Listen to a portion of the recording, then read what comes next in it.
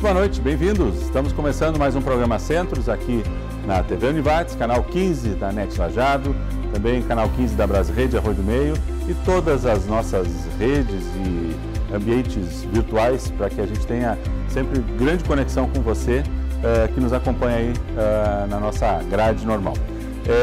Hoje, nosso tema, 20 anos do curso de Direito. Já se vão 20 anos, mas são também ao mesmo tempo só 20 anos. Quer dizer, é uma contradição, mas a gente aí tem muito orgulho da caminhada que se faz. Vamos conversar aqui com os nossos convidados para conhecer um pouquinho da história e vamos aproveitar e fazer um gancho também com a área do direito, logo após a abertura do programa.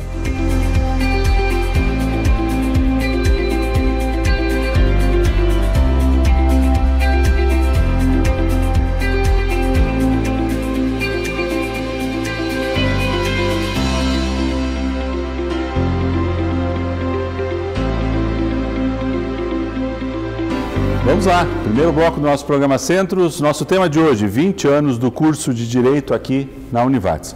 Conosco, para desenvolver esse tema, o professor Júnior Roberto Willig, que atualmente está na coordenação do curso de Direito, também a professora Marta Luiza Pittinini, que está na coordenação do SAJUR, né, Serviço de Assistência Jurídica, nesse momento, e o Lucas Nicolini, que é estudante do curso de Direito e presidente do Diretório Acadêmico do Direito. Muito bem, muito obrigado pela presença de todos. Vamos lá, professor Júnior, vamos fazer, professora Marta, mais uma visão histórica. Vou pedir aos professores que comecem. O curso de Direito, não vamos fazer uma visão tão antiga, né, de onde vem o direito, senão a gente teria que fazer alguns séculos, né, mas vamos pegar a visão acadêmica. O curso de Direito é um dos cursos mais antigos em termos de formação oficial, né, faculdades no Brasil. Confere? Bem, olá, Sandro e colegas. Sim, confere, né, Sandro? Quando a gente fizer um retorno histórico, né, a gente vai ver que as profissões ligadas ao direito, que não são poucas, né, a gente pode explorar um pouquinho mais esse mercado de trabalho depois, mas elas têm um histórico muito antigo, e remontam às antigas civilizações, digamos assim, que a gente estuda lá nas aulas de história, né? Mas ficando no Brasil e buscando também essa condição de quando surgiram os cursos de direito, a gente remonta a séculos atrás, quando veio até o Brasil essa condição da formação. A prof. Marta acabou de falar aqui, a primeira em Recife, né, em Olinda. 1827, a professora Marta lembra de um material que ela consultou, obviamente, né? A data é histórica, mas é importante.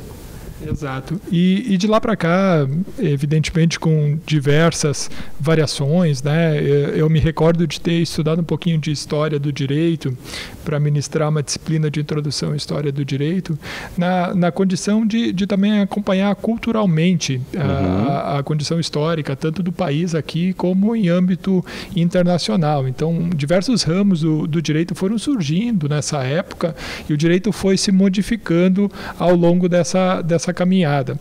Recordo também que no início nós tínhamos um curso machista, né, onde preferencialmente tínhamos homens estudando, e isso acompanha inclusive a caminhada também de toda a questão de formação universitária. Perfeito. Quando a gente vai verificar não só no curso de Direito, né, mas no Direito era realmente um ambiente masculino num primeiro momento, e hoje a gente fica extremamente feliz, porque se a gente olhar para o nosso curso, né, inclusive para a nossa instituição também, a grande maioria são mulheres ainda, né? Nós temos algumas estatísticas lá no curso de Direito também, há uma quantidade maior de meninas do que de meninos, ou seja, os tempos mudaram, né? Nós tínhamos todo um perfil de um operador jurídico também sob um aspecto extremamente conservador, de processos, de formalismo, e hoje também não temos mais a necessidade de seguir alguns processos e algumas formalizações que realmente, se formos olhar a prática do nosso dia a dia, não são necessárias. Certo. Né? Professora Marta, vamos lá, um pouquinho do seu olhar.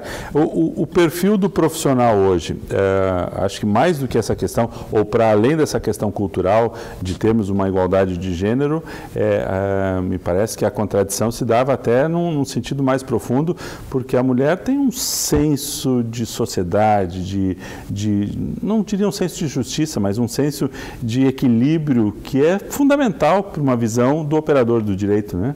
Sim, boa noite, Sandro, boa noite a todos. O direito também hoje tem um espírito mais conciliador e talvez isso seja um pouco do perfil feminino, né? Mas há uma tendência hoje de que a gente concilie mais e litigue menos. Certo. Então, é o espírito que se quer implantar também e que estamos fazendo no nosso curso como uma modernização. Nós, digo eu, o Júnior, e acho que eu mais do que o Júnior, nós tivemos uma formação para o litígio, para o processo, certo, para a briga. E que hoje a gente tenta desconstruir isso, porque nós estamos em tempos de disseminação da paz. Apesar de estarmos vivendo momentos conturbados, enfim, mas a ideia é essa, e o direito, o Poder Judiciário também está levantando essa bandeira, né? Sim. Então, nesse sentido que acho que há uma grande evolução e o perfil vem sendo construído nesse formato. Perfeito. Acho que essa característica é importante na compreensão, na visualização de quem não é agente da área, né? Acho que a gente normalmente olha o advogado é o mediador de um processo de litígio. Não obrigatoriamente mais. Não, né? obrigatoriamente. E eu acho que o papel do advogado, ele sai um pouco desse papel central de litígio e até no seu próprio escritório ele já pode fazer essa conciliação, essa composição para evitar que o processo vá ao Poder Judiciário. Claro. Acho que essa característica que a senhora coloca da mulher trazendo para diversos ambientes, inclusive no direito, não é que seja exclusividade da mulher como detentora dessas características, mas quando ela traz para dentro de determinados ambientes essa cultura, nós homens também aprendemos, né? Não tenho dúvida nenhuma disso. Eu brinco, aqui na Univates a gente tem o privilégio de ter várias professoras, né, que trabalham conosco e eu sempre digo, a gente aprende muito. Eu sou uma pessoa totalmente diferente do que eu era depois que eu passei a trabalhar com mais mulheres, né, tendo essa interação no dia a dia e vendo claramente, né, Sandro, elas pensam de uma forma diferente. Sim. Esse espírito que você comentou, isso é real, né? Isso a gente sente no dia a dia, né? A proposta dela ser mais conciliadora, dela ver o mundo de uma outra forma do que a nossa visão masculina muitas vezes. E isso faz muito bem para todos, não tenha dúvida nenhuma. Ótimo. Vamos lá, vamos ouvir um pouquinho também o Lucas. Lucas, por favor, dentro desse contexto, agora não ainda como dirigente ou não como coordenador do diretório acadêmico, mas o que te atraiu no direito? O que fez o Lucas escolher a área do direito? Então, boa noite, Sandro, boa noite aos professores e todos que nos acompanham.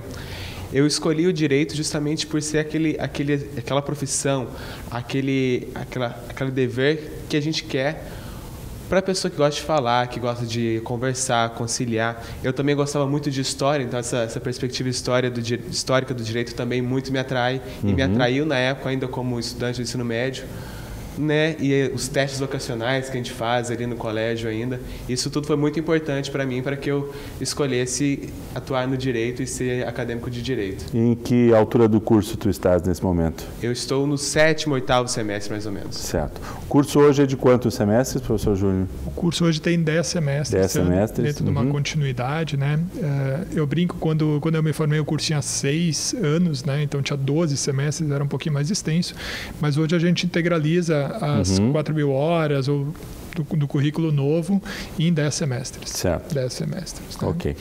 Vamos aproveitar, porque falamos aí da entrada do Lucas no curso. Como é que o curso surge? São 20 anos agora, em 2019, portanto, 1999 foi a abertura. Isso. Como é que se dá esse momento, esse desafio? E é justamente agora mesmo, no meio do ano, porque do ano. Isso, ele surge em 99B. Né?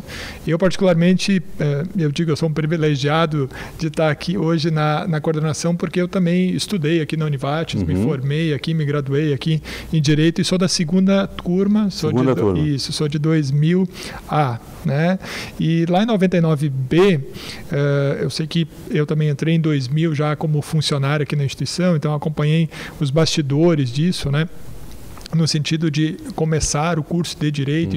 E eu dizia ainda semana passada da responsabilidade que nós tínhamos enquanto alunos, né, de conseguir bons conceitos para o nosso curso, porque a instituição naquela época tinha cursos maravilhosos, né? Os conceitos dos cursos da área da licenciaturas, da área da gestão eram altíssimos.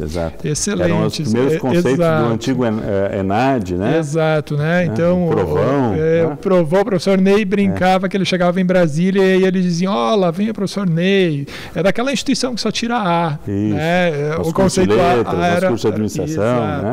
E com isso nós tínhamos uma grande responsabilidade de fazer a nossa parte no direito também. E o direito, eu digo, e acredito que os números confirmam isso, mudou a instituição, né? Mudou a Univates, porque foi um curso que chegou no seu ápice ter mais de 1.200 alunos num determinado momento, foi e ainda é o maior curso da instituição. E lá no seu início, né, também tínhamos, e acredito que a instituição tinha essa percepção, que estávamos mudando de patamar no momento que nós conseguimos a autorização do direito. Evidente que foi um momento privilegiado também, porque a instituição naquele período se tornou um centro universitário. Foi exatamente naquele ano. E essa migração também possibilitou que a instituição abrisse outros cursos, né? Mas particularmente acredito que o direito foi o carro-chefe ali, porque era um desejo.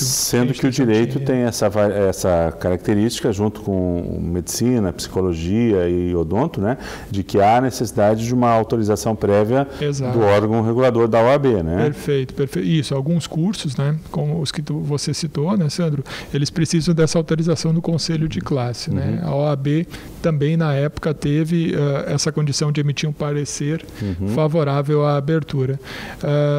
Era mais complexo, realmente, você conseguir vagas, né? E lembrando uma história lá do início, eu conversava com o professor da Alor num determinado momento, colega de longa data aqui na instituição, e que já ministrava disciplinas do direito muito antes, quase no período que eu nasci, lá na década de 80, por exemplo, né? E ele comentava que quando surgiu o direito, ele e o professor Ney foram a Brasília defender a condição de que a Univates gostaria de ter o curso de Direito. E conseguiram muito bem essa proeza, e o MEC autorizou, com o CNE na época, 50 vagas. 50 vagas no sentido de 25 da manhã, 25 da tarde, alguma coisa assim. E eles ligaram para a instituição aqui todos felizes, que tinham conseguido então o direito, né? E o nosso presidente na época, o professor Roque, disse, olha, mas só 50 vagas. Nós precisamos de mais vagas para o direito, né? E os dois, então, voltaram, né, no sentido de tentar buscar mais essas vagas. E realmente o professor Roque tinha razão, né? Porque quando o curso surgiu, as vagas eram extremamente concorridas. Eu me lembro, no meu vestibular, nós tínhamos aí meia dúzia de candidatos por vaga. Né? E já tinha um patamar de quase próximo a hoje, né? Hoje nós temos 190 vagas. Na época, depois, logo já tínhamos 100, 150 vagas, e isso foi ampliando. E todo requerimento de novas vagas também precisa dessa autorização da Ordem dos Advogados. Particularmente, Sandra, eu vejo que havia uma demanda reprimida muito grande na nossa região pelo direito. Né? Nós tínhamos que acessar a região metropolitana ou ir a Santa Cruz fazer direito. Então, acredito que hoje nós suprimos boa parte dessa demanda e que hoje o curso está estabelecido dentro dessa condição de também completar 20 anos e consagrado também na região, e os estudantes hoje nos buscam mesmo. Né? Acho que esse é um bom ponto da gente começar a conversar no segundo bloco como é que se dá a mudança do direito na região, a preparação ou a adaptação do curso às necessidades locais, um pouquinho do histórico do curso ao longo desses 20 anos, para que a gente entenda aí também que aquilo que aconteceu há 20 anos atrás teve consequências e teve processos, mudanças, o quanto o direito é uma área dinâmica. Já voltamos.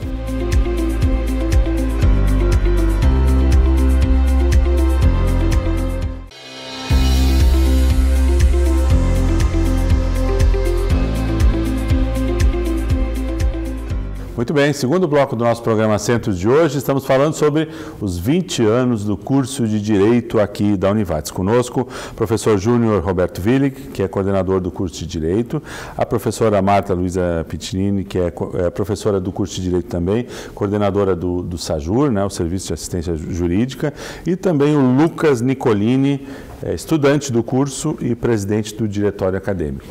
Bom, vimos lá em 1999 o contexto de surgimento do curso, havia toda uma demanda reprimida, uma importância, mas também não foi sem algum esforço, sem algum envolvimento institucional, esse processo de abertura do curso. Temos o curso, temos as primeiras turmas, temos todo esse contingente de gente entrando para dentro do curso, se formando um corpo docente. Como é que foram os grandes desafios? Porque uma coisa é conquistar o curso, outra coisa é dar conta dessa demanda, que era uma demanda quase que exponencial, né? Semestre a semestre o curso crescia com um grande volume e também trazer professores, botar estrutura, atender mercado. Um pouquinho desses 20 anos, por favor. Me recordo da professora Bea conversando em diversos momentos, lá no início, com as turmas que começavam o curso, e de todo o esforço que a instituição fazia para conseguir a manutenção do curso e a renovação também do curso, né? Porque quando você começa um curso, e independente do curso, você começa com ele totalmente estruturado, mas você começa a formar a mão de obra, você começa a formar os alunos dentro de uma proposta, de um projeto pedagógico que estava no papel. Você tem que concretizar aquilo, né, Sandro? E isso, em determinado momento, exige inúmeros esforços das pessoas num processo de ambientação e de assimilação de qual é que era o propósito do curso, né? Qual é que era a intenção do curso de Direito da Univates. E isso exigiu realmente um esforço muito grande, tanto das coordenações que passaram, mas muito maior também dos professores, claro, do nosso colegiado, né? Que se renovam automaticamente aí quase todo semestre, gente chegando, gente saindo, encarando novos desafios, e lá do início para cá, nós brincávamos num determinado momento quem é que era a pessoa que estava mais tempo, né? E nós conversávamos quando tínhamos a Prof. Bea, era ela, né? E quando a Prof. Bea saiu num determinado momento, e agora, né? Como é que estamos? Quem ficou desse processo? O que tem a nos contar? Como era, como não era. E aí eu lembro da Prof. Stefani, num dia, numa reunião lá, ela disse: meu Deus, eu sou a mais velha do curso. Tipo assim, assustada com isso por já estar aqui há muito tempo. E da mesma forma, né, Sandro, as pessoas que aqui passaram em determinado momento e deixaram sua contribuição, perfeito, foram extremamente importantes para a formação desse nosso curso. Então, são muitos professores que estão, colegas profissionais hoje aqui da cidade, que vinham de Porto Alegre, especialmente também, porque na nossa região nós tínhamos profissionais, mas aquela condição de você ter uma formação, você ter um mestrado na área, né? Em determinado momento nós não tínhamos todos os professores aqui da nossa região, porque o colegiado precisou inchar num determinado momento ao ponto da gente ter 40 professores, quase 50 professores num determinado momento para atender a demanda, né, que nós estávamos tendo em relação a estudantes. E isso foi muito bom, foi um processo de aprendizagem, né? E também foi um processo, acredito eu, de adaptação desses profissionais para essa nova área, né? Hoje a gente eu enxergo isso, né? Porque eu vivo isso no dia a dia também, mas eu acredito que todos os colegas enxergam, que é um mercado, né? Que você pode ser docente, pesquisador do direito, né? Então, aquela profissão dura, a advocacia advocacia única, exclusivamente, quando você se forma em direito, ela já não existe mais, né? Hoje o estudante, o Lucas pode dizer isso para nós também, ele não chega aqui e diz, vou ser advogado numa perspectiva única, né? Então, ele tem um leque enorme de possibilidades, né? E isso faz também com que o direito seja esse curso tão diferente e tão procurado hoje ainda pelos estudantes, né? Mas, professora Marta, lá no momento mais de origem, com certeza o curso teve que se abastecer muito de profissionais que atuavam com a devida formação. Hoje o professor Júnior já coloca que há um novo olhar, um olhar complementar de que há professores do direito, estudiosos do direito, pesquisadores do direito. Então, não obrigatoriamente são pessoas que estão no mercado e que vêm suprir demanda. Mas isso ainda é uma situação que acontece em muitas profissões, né? Que você olha, normalmente o aluno pergunta, você também atua? Quer dizer, você só... aquela velha pergunta que o professor adora ouvir. Você só dá aula ou também trabalha? Né? Quer dizer, o direito tem um pouco disso ainda, né? Sim, e no nosso curso tem essa mescla, que eu acho que é muito saudável. Isso, né? Nós temos os colegas que se dedicam exclusivamente à docência, à pesquisa, mas também nós temos aqueles colegas que têm uma atividade prática na advocacia, no Ministério Público, nas carreiras públicas, e que trazem uma contribuição muito rica também para a sala de aula, quando eles conseguem, então, trazer as experiências, as vivências, né, da prática. Então, acho que essa mescla é muito importante, a gente ter esses dois perfis de profissionais, de professores, né, do pesquisador, do docente exclusivo e daquele professor que é docente, mas que também continua atuando nas mais diversas áreas que o direito possibilita. Ótimo, né? Excelente. Esse equilíbrio, então, Isso, esse equilíbrio. E quando o professor Júnior refere que a maioria dos alunos muitas vezes vem para o curso não pensando na advocacia, né, mas uma grande parte deles, quando chega no SAJUR, desperta para a advocacia. Certo. Né? Ontem mesmo eu ouvi... Poderíamos dizer que o SAJUR, a gente vai entrar em detalhes logo mais, o SAJUR seria quase que um estágio obrigatório? O SAJUR é um estágio obrigatório. É um estágio obrigatório do direito. Isso, é um escritório modelo, onde os alunos advogam. Né, com o suporte, o apoio de professores do curso. Isso, com professores, supervisores que acompanham diretamente todos os alunos que estão lá. Eles não ficam sozinhos lá em momento algum, né? São 3 supervisoras e um professor, então a gente está full time com eles lá. Mas ali, ontem mesmo, uma aluna referia, ela disse, aqui eu despertei para o que eu quero. Então, na verdade, ao longo do curso, o aluno consegue ter várias experiências a partir dos projetos de extensão, a partir das possibilidades de bolsistas e iniciação científica, né?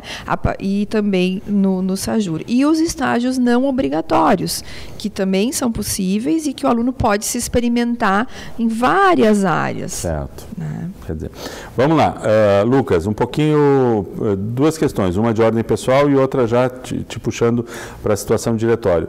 Quando tu entraste no curso, tu já tinha definido mais ou menos algum setor, alguma área, ou era a experimentação aberta para todas? Exatamente, eu não tinha, inclusive até hoje eu ainda tenho as minhas dúvidas. Ainda está em processo de busca. Exatamente, muitas vezes a gente se pega pensando, nossa, mas a gente vai no fórum, vê o trabalho do juiz, que legal ser juiz e tudo mais. A gente volta, vai, tem uma outra experiência, muito legal também. Nós tivemos a experiência do júri ali, da OAB, que eu pensei, nossa, eu nunca pensei na advocacia criminal, agora me deu até vontade de atuar na advocacia criminal. Certo. Então, o curso, no decorrer do curso, eu nunca fiz os estágios não obrigatórios, né? Eu não cheguei a fazer estágio junto com o juiz, junto com promotores, eu sou bolsista de iniciação científica, então as oportunidades de experimentação que eu tenho são justamente aquelas oportunizadas pelo curso no decorrer da graduação. Certo. Que são as aulas de prática, as aulas de processo, os trabalhos realizados dentro de sala de aula e pela sala de aula, mediados pelos professores.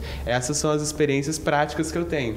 Então, cada semestre a gente tem uma experiência nova que vai despertando em nós um sentimento especial. por exemplo, igual eu falei do júri, o júri despertou em mim um pequeno interesse pela advocacia criminal, mas a gente vai ter outras experiências que também vai acrescendo. Eu ainda não tenho certeza de onde eu vou atuar e qual vai ser meu caminho. Provavelmente a advocacia no primeiro momento. Perfeito. Deixa eu agora te perguntar sobre o diretório acadêmico.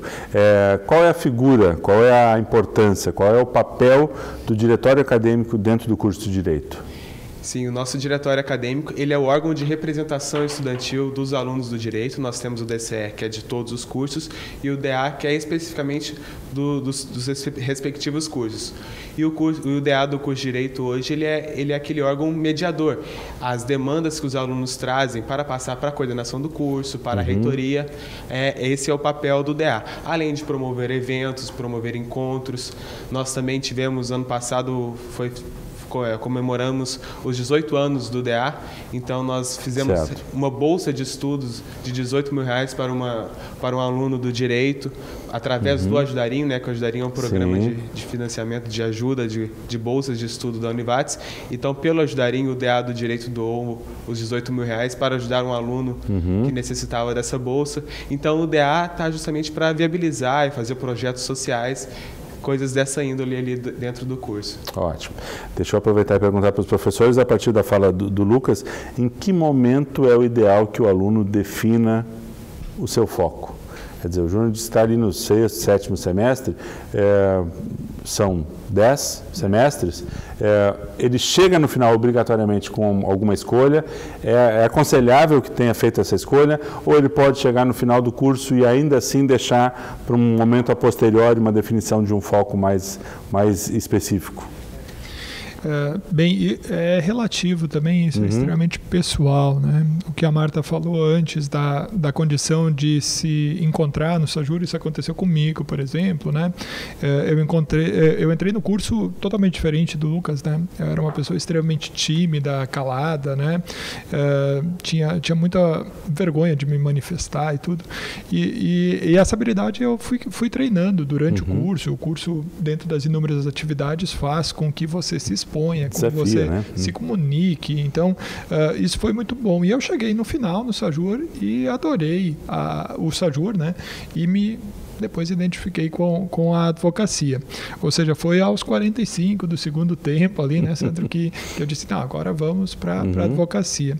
E isso acontece em determinado momento com vários estudantes, né? Eles chegam ao final e no final eles enxergam a advocacia como uma opção e passando na prova da OAB, depois conseguem já exercer. Ou seja, você tem uma profissão. Isso que eu acho que é algo extremamente importante, né?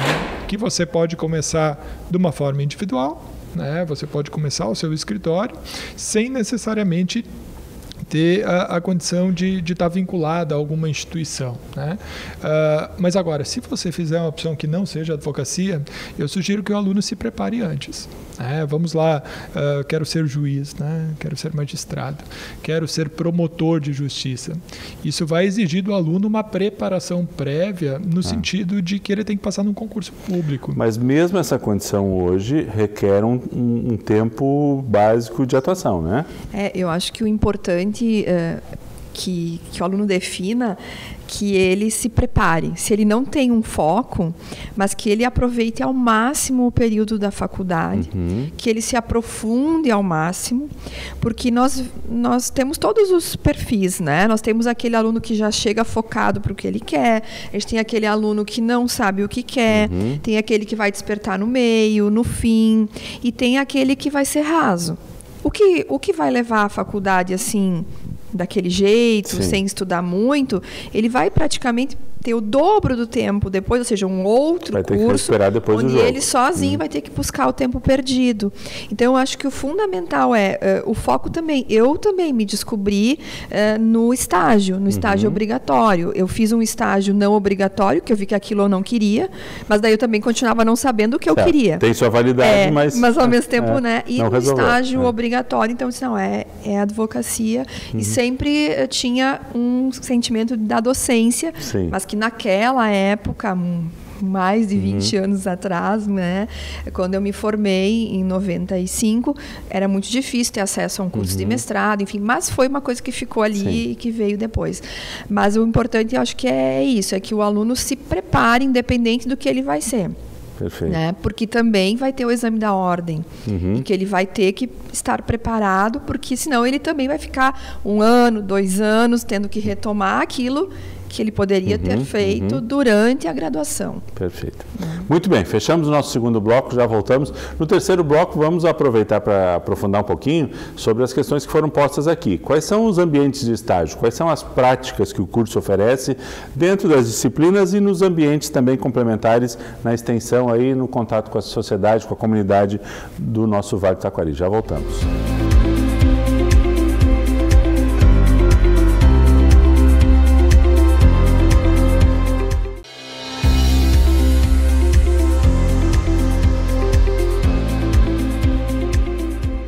Terceiro bloco do nosso programa Centros de hoje, em que estamos falando sobre os 20 anos do curso de Direito. Vimos aí que foram 20 anos com muitos desafios, muitas novidades, o quanto a prática abre portas ou abre experiências, o quanto a experimentação efetivamente dá uma condição de que o aluno tenha a oportunidade de escolher seu foco. Quais são esses momentos? O que é que o curso tem hoje como seus diferenciais na área de extensão, na área do dia a dia da disciplina, em exercícios práticos? Temos aí belíssimos exemplos, por favor. Acredito que hoje, Sandro, a gente tem uma proposta de fazer um curso voltado para as necessidades do estudante de Direito, né? Então, nós tentamos potencializar ao máximo as experiências dele. Né? O estudante de Direito gosta muito da prática, né? Nós temos obrigatoriamente a prática simulada no curso e a prática real com o SAJUR. Mas durante a vida acadêmica, a gente tem também tentado oportunizar as maiores condições de que o aluno se experimente. Para isso a gente tem a extensão muito próxima do curso. Hoje são, por exemplo, 3 grandes ações de extensão que nós temos. Uma coordenada pela Prof. Marta, que é o Escritório do Consumidor, que está junto ao SAJUR. Outra que é junto às escolas sobre bullying. E uma terceira, que é com a professora Elizabeth, junto ao Fórum, que é uma ação contra a questão da violência contra a mulher. Né? Então, são 3 ações onde o aluno consegue se experimentar fazendo ações extensionistas, né? Além disso, nós temos a nossa competição Univat de Direitos Humanos, também é uma experiência prática do estudante, que é uma competição internacional, né, que a gente importou um modelo, inclusive os vencedores vão participar de competições no exterior. Nós já tivemos equipes que foram para os Estados Unidos e para a Argentina, exatamente, né? Exatamente. Esse ano a competição acontece agora, no final do mês, né? A partir do dia 28 de agosto, e os vencedores vão novamente competir na Argentina representando a instituição. É um simulado da Corte Americana de Direitos Humanos. Certo. Uma experiência também riquíssima. Né? O Lucas também, vou convidar ele para falar agora um pouquinho sobre a nossa experiência também no júri, que ele acabou de falar, né? Que nós restamos vencedores, né? Do primeiro concurso de júri da nossa Escola Superior da Advocacia aqui do Rio Grande do Sul, e ele com os seus colegas vão nos representar e vão representar o estado do Rio Grande do Sul, né? Em Brasília, agora em novembro também, né, Lucas? Como é que foi essa experiência, Lucas? Olha, eu sou capaz de dizer que foi a experiência mais intensa e mais emocionante que eu vivi em toda a graduação, até o dia de hoje, porque nós temos agora a etapa nacional em Brasília, que provavelmente vai superar. Que promete. Exatamente. Foi a OAB do Rio Grande do Sul, através da Escola Superior de Advocacia, a ESA, ela promoveu esse primeiro concurso de júri simulado, que vem acontecendo também em outros estados, que vai levar ao Campeonato Nacional. Eram 10 equipes, 10 universidades do estado, cada universidade com uma equipe representadas, e ali se tratava processos do Tribunal do Júri. Então, talvez um pouco diferente da competição de direitos humanos, em que se trata das questões da Corte Interamericana de Direitos Humanos, ali eram questões do Tribunal do Júri, questão de crimes dolosos contra a vida. E que nós exercíamos, os estudantes exerciam a defesa ou a acusação. Nós, ocasionalmente, por sorte, eu acho, nós acabamos sendo defesa em todos os processos. Foram 5 processos, 5 júris que nós tivemos que fazer a defesa. Com que antecedência vocês conheciam os casos? Exatamente, esse foi o principal desafio.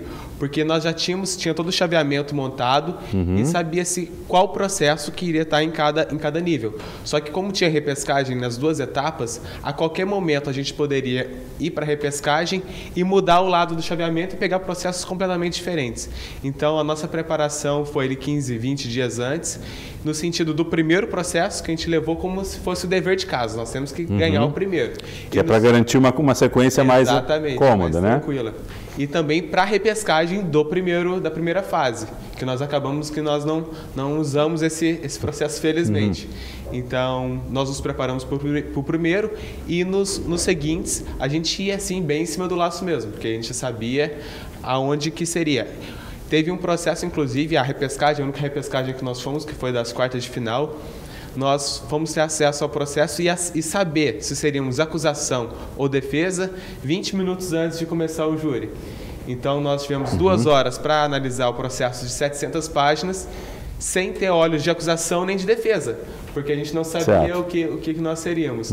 Então, a gente chegou ali na hora, teve o sorteio, que foi a Univates contra a UPF, que teve o sorteio que a gente viu que a gente seria defesa de novo.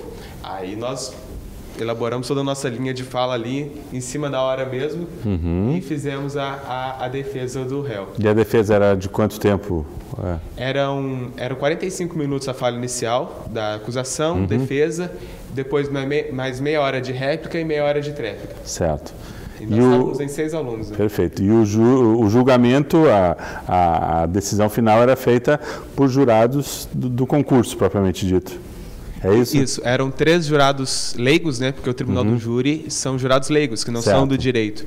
E nos outros processos foram 4 e na final foram 7 jurados técnicos, que ali tinha promotores, advogados, defensores públicos, desembargadores, juízes, que compunham ali a banca do júri técnico, que avaliavam fala, capacidade de persuasão, posicionamento de plenário, todas essas questões. É isso que eu ia comentar. Sendo juízes leigos, o foco era mais na oratória, na persuasão, na argumentação, do que exatamente no embasamento técnico, ou ambos aconteciam? Os dois aconteciam, porque tinha o júri técnico e tinha o júri que olhava a questão de convencimento, né? Então, os juízes leigos eram possíveis de serem convencidos, né? E os técnicos analisavam o desenvolvimento, a oratória, né? O jurado leigo, ele tinha aquela questão de condeno ou absolvo. Única e exclusivamente. A fala deles era sim ou não. Você condena o réu pelo crime e tal? Sim. Aí vai de acordo com a promotoria, ou não, que aí vai na linha da defesa. Perfeito. E seguindo um pouquinho na questão das práticas, eu acho que é importante a gente referir, né, Júnior, que nós há pouco tempo reformulamos o projeto pedagógico do curso, e nesse projeto pedagógico, a partir do 2º semestre, os alunos já têm atividades práticas, com projetos integradores que estão vinculados a uma disciplina. Então, eles estudam aquela disciplina com aquele conteúdo, com aquela temática, e no 2º bimestre do semestre, eles já têm alguma atividade prática. Então, a gente reformulou, dando uma roupagem mais moderna para o curso, saindo um pouco daquele formato tradicional do curso de Direito, ser quase que essencialmente teórico, para só nos 2 últimos semestres ter atividades práticas, ou nos 3 últimos semestres. Então, ele tem essa roupagem mais moderna, né, de o aluno estar mais atuante e mais autônomo também. Perfeito. Né? Então, o SAJUR, propriamente dito, em que momento do curso ele se enquadra? O SAJUR acontece no 9º e no 10º semestre do curso. Né? Perfeito. Professor Júnior, essa é uma postura interessante da gente analisar, que assim, é um tanto quanto desafiadora, porque em que pese o aluno gostar da atividade prática, quando a coordenação, quando os professores aceitam e propõem participação nesse tipo de evento, também é uma forma de desafiar a própria estrutura do curso, que é dar a cara a tapa, é ir para um evento desses, é tentar nivelar com outras organizações, mas responder também pela necessidade de experiências que os alunos têm, né? Sandro, vou te dizer que o nosso curso é privilegiado dentro disso também. E eu acredito que isso se deva muito em função dos nossos estudantes, sem dúvida nenhuma, né? O Lucas é testemunha aqui, eles se organizaram para esse júri, né? Não foi uma mobilização institucional ou dos professores, não. Foram os alunos que se mobilizaram. E, da mesma forma, em função do nosso colegiado, né? Vou pegar o exemplo do professor André, que se dedicou dedicou muito para que acontecesse a nossa participação nesse júri. Então, ele foi o treinador, junto com o colega e nosso diplomado, o Dr. Rodolfo, advogado aqui da cidade, que também se dispôs voluntariamente a auxiliar os nossos colegas estudantes aqui para participar, né? Então, o professor André, representando o colegiado, treinou essa gurizada, foi a Porto Alegre com eles, passou 3 dias intensos lá, participando com ele. Mas não é só o professor André, né? Em vários momentos da nossa graduação, nós temos colegas que incentivam a prática na sua turma, na sala de aula. Temos júris simulados entre turmas, já fizemos um enfrentamento contra o NISC recentemente também, num júri simulado. Ou seja, são várias ações, né, Sandro, que trazem esse feedback para nós. Então, hoje, digamos assim, não depois de 20 anos, né, mas é uma construção ano a ano, semestre a semestre, a gente pode dizer que nós temos um curso privilegiado, em função dos nossos alunos, em função dos nossos docentes, que realmente vestem a camiseta, né? Nós temos hoje participações internacionais. Ano passado, na competição da Argentina, nós ficamos ali como semifinalistas também. Temos uma representação fantástica. Tive o privilégio agora também de acompanhar, 2 semanas atrás, colegas que foram a Catamarca. Então, ver diplomados nossos apresentando no evento lá na Argentina, falando espanhol, ou seja, eles se preparam para isso, eles se dedicam para isso. Então, é um momento extremamente proveitoso em relação à repercussão que o curso está trazendo para a região. Então, se você olhar para fora da Univates, né, enxergar no nosso mercado de trabalho hoje aqui, são muitos profissionais formados aqui na instituição. Claro. Muitos profissionais que estão dando conta da demanda da nossa região e representando, digamos assim, a Univates lá fora, mesmo depois da sua caminhada aqui junto conosco, né? Ótimo. E eu falava da questão internacional, né? Isso é uma das bandeiras que, quando a Prof. Marta chegou na coordenação, nós também levantamos, né, Prof? Foi, digamos assim, um dos nossos carros-chefes há 2 anos atrás. Porque o desafio da internacionalização ele está posto hoje para todas as instituições de ensino, mas é interessante como ele também tem que aportar para dentro da formação dos cursos, não só institucional, né? E aí é importante vocês aceitarem esse desafio e conquistarem esse espaço e mostrarem resultado. Isso, né? E hoje nós temos, né, essas participações em eventos internacionais, o DA nos ajuda muito. Então, antes o Lucas falava qual é que é a função do DA, né? E hoje nós temos assim um canal aberto entre o DA e a coordenação de curso. E esse canal sempre esteve aberto, mas hoje ele flui de uma forma extremamente intensa, né? O DA quer fazer um evento, nós vamos concretizar esse evento, né? Nós vamos fazer com que isso aconteça, né? Nós queremos uma ajuda do DA para levar os nossos alunos para um evento internacional. O DA vem, ele responde, ele patrocina bolsas, inclusive. Então, são ações que são necessárias em determinado momento, né, para fazer com que tanto o nosso projeto pedagógico, aquilo que a gente nos propôs a fazer, se realize, né, Sandro? Perfeito. A gente precisa concretizar isso com parceria entre estudantes e curso. Perfeito. A gente precisa disso. Sim. Ótimo. Fechamos nosso 3º bloco. No 4º bloco, vamos falar um pouquinho sobre quais são as oportunidades de mercado. Como é que está a área do direito na prática hoje? Tantas opções, assim, um curso que apresenta tantos desafios, ao mesmo tempo ele tem algumas raízes que são tão tradicionais. Já voltamos.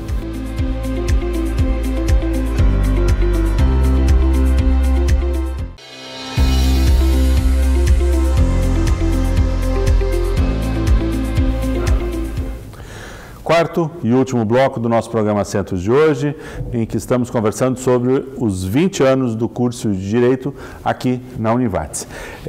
Professores e também o Lucas, a área do direito, a gente imagina aí, falamos já durante os 3 blocos, tantos focos, tantas especificidades. Hoje, para que o profissional tenha uma boa capacidade, não só de empregabilidade, mas também de proatividade, a gente conversava aqui no intervalo sobre startups, o professor Júnior comentando que já é uma realidade na área do direito. Quais são as opções hoje para um aluno? nós temos muitas opções, né, Sandro? Carreiras clássicas, né? E fico muito feliz hoje também, vários estudantes indo para carreiras, por exemplo, da área policial também, aumentando a efetividade da nossa segurança e tudo. Então, também é extremamente importante, né, que nós tenhamos pessoas capacitadas nessa área, né, para nos proteger também, para pensar um problema que é nacional hoje, né. Mas quando a gente fala de tecnologia associada ao direito, surgem algumas dúvidas, né? E as pessoas em determinado momento acreditam que as máquinas vão substituir tanto os advogados como outros profissionais do direito. E isso não vai acontecer, né, Sandro? A gente precisa do ser humano trabalhando questões de direito, questões que precisam necessariamente de uma resposta humana. Né? Nós temos a condição hoje de ter diversas empresas, startups atuando nessa área do direito. Né? Nós temos hoje já exemplos, especialmente na região do Sudeste, ali, de São Paulo e Rio de Janeiro, muitas empresas que desenvolvem softwares, que trabalham com inteligência artificial, que trabalham já com blockchain, ou seja, que utilizam as tecnologias para o direito. E isso é importante, nós não podemos fugir desse processo. Não é que não vai absorver, né? Exato, né? Mas eu me recordo, e eu escrevia isso no final de semana, quando foi questionado sobre a inteligência artificial, quando surgiram, a Prof. Marta está há mais tempo que eu, quando surgiu a internet. Como é que foi para a advocacia esse processo da internet? Né? Extinguiu profissões? Evidente que extinguiu profissões. Né? O advogado não precisava mais se deslocar à outra ponta do estado para ir buscar uma informação processual. A informação processual chegava na caixa de e-mail dele. Né? Consulta a processos, a documentos, as intimações, né, não vinham mais por correio, elas chegavam no teu e-mail de forma instantânea, ou seja, mudou, né? O profissional advogado, o profissional juiz, promotor, todo mundo se adaptou a essa realidade, né? Mas nós não deixamos de ter pessoas trabalhando o direito, né? Eu acredito que agora, com as novas tecnologias que estão em voga, né, vai ser um processo muito semelhante. Nós vamos utilizar a tecnologia, mas quem vai operar elas é o ser humano. É o ser humano. Mas, professora Marta, em que pese os processos serem naturalmente evolutivos, a gente também no direito tem essa discussão do comportamento da sociedade, dos costumes, né? O direito, ele absorve mudanças, ele absorve novos contextos, novos momentos, mas ele também não pode jamais ficar ao vento dos modismos. Como é que se dá essa questão hoje na discussão do fazer jurídico? Só complementando o que o professor Júnior falou há pouco, e aí vem ao encontro do que me perguntas agora, o objeto do direito é o ser humano. Né? Então, ele tem que ser tratado por seres humanos. Certo. Então, toda essa tecnologia, ela vem para nos auxiliar. Hoje, com os processos eletrônicos, o advogado quase que não precisa mais sair do escritório, dando até mais tempo para ele estudar, para pesquisar, então qualificando ainda mais o trabalho. E o direito, ele evolui de acordo com a evolução da sociedade. Ele tem que acompanhar essa evolução. Então, o direito vai acompanhar também as inovações que estão aí. Com certeza, ele não vai poder ficar para trás como ele nunca ficou. Só que ele não acompanha modismos, né, falando principalmente aqui do nosso país, porque nós temos uma Constituição que tem princípios e que esses princípios dão conta de responder a quase todas as demandas. Né? Então, a partir dos princípios constitucionais, os juízes conseguem resolver novos direitos, por exemplo, que não há uma legislação codificada para eles. Certo. Né? Então, nesse sentido, esses princípios, eles mantêm um cerne, mantêm uma segurança de uma certa forma, para que a gente possa resolver as questões e que a legislação não vá conforme o vento, né? Então, ali está a nossa base legislativa. Né? Deixa eu aproveitar e fazer a pergunta ao Lucas, porque tudo isso que nós falávamos aqui, quando a gente olha assim para os nossos 15, 20, 30 anos de experiência profissional, a gente às vezes tem um olhar que é um tanto quanto apegado às nossas raízes. Para quem está entrando na profissão, Lucas, tu conseguirias imaginar o direito hoje sem tecnologia, sem todo esse ambiente virtual? Como é que tu vê a tua prática profissional daqui a 2, 3, 4, 5 anos? Nós temos que buscar sempre evoluir, né? Eu acho que todas as áreas, todos os ramos, todas as profissões vivem numa crescente, vivem numa evolução. E o direito não pode fugir disso. Às vezes a gente visita, lá em Brasília mesmo, na viagem que nós fizemos, visita os museus e tal, que a gente vê aqueles livros de jurisprudências dessa grossura. Então, para se consultar uma jurisprudência, para chegar de Brasília até aqui, levava 1 ano, até chegar na biblioteca, outro ano, para ir que o aluno pudesse. E isso também o profissional, para que ele pudesse ter acesso a uma decisão que já estava ultrapassada muitas vezes. Certo. Então, a importância da tecnologia, a importância desses novos mecanismos que veio só para facilitar. Claro, exige uma adaptação, mas a facilitação ela é inegável. Toda essa modernidade ela está aí justamente para isso. E falando de advocacia, uma advocacia moderna, está caminhando para uma advocacia moderna, fim daquele linguajar barroco, daquela coisa antiquada, quadrada. Nós estamos caminhando justamente, e o curso oferece muito isso, para um profissional do direito, um meio jurídico moderno e adequado ao nosso tempo. Da fala do Lucas agora, eu extraio duas questões. Ao mesmo tempo que a gente tem todo esse aporte da tecnologia, o Lucas coloca bem que o quanto isso aumenta o desafio, porque tu não tens mais que esperar um delay para que a legislação chegue. Tu tem que te apropriar dela e tomar decisões praticamente imediatamente a partir do momento que ela está disponível. Então, é bom porque tu tens informação, mas é desafiador porque tu não tens mais o direito de dizer, não estou sabendo. E a segunda questão é um pouco mais empírica. A gente sempre sabia quando era um professor do direito chegando pelos corredores, porque normalmente os professores do direito, me lembro da professora Bea, chegava com aquelas malas, uma mala de livros, né? E hoje isso já está um pouco mais tênue, né? Não é mais tão forte o esforço físico do professor do direito, ou continua?